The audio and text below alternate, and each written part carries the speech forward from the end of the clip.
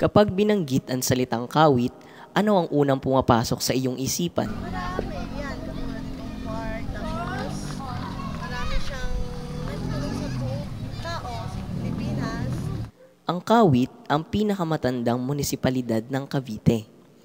Nadiskubre ito ng mga Kastila noong 1587, 15 taon mula nang dumating si Gobernador General Miguel Lopez Legazpi sa Luzon at gawing kabisera ang lungsod ng Maynila.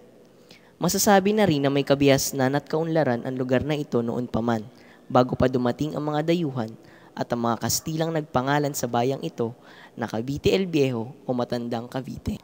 Ang Komisyon ng Pilipinas noong September 20, 1907 ay pinagtibay ng Act No. 1783 kung saan pinabago nito ang pangalang Cavite el Viejo sa bago nitong pangalan na Kawit. Hango ito sa itsura ng shoreline ng Cavite na may korting kawit o hook sa baybayin ng Manila Bay. Tinaguri ang flag town of the Republic ang lugar na ito.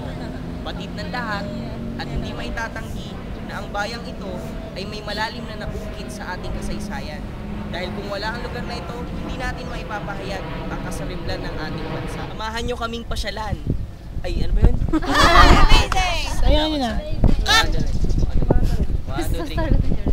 Samahan nyo kaming pasyalan ang dako kung saan unang winagayway ng ating dakilang bayani ang watawat ng Pilipinas dito sa makasaysayang bayan ng Kawit, Cavite.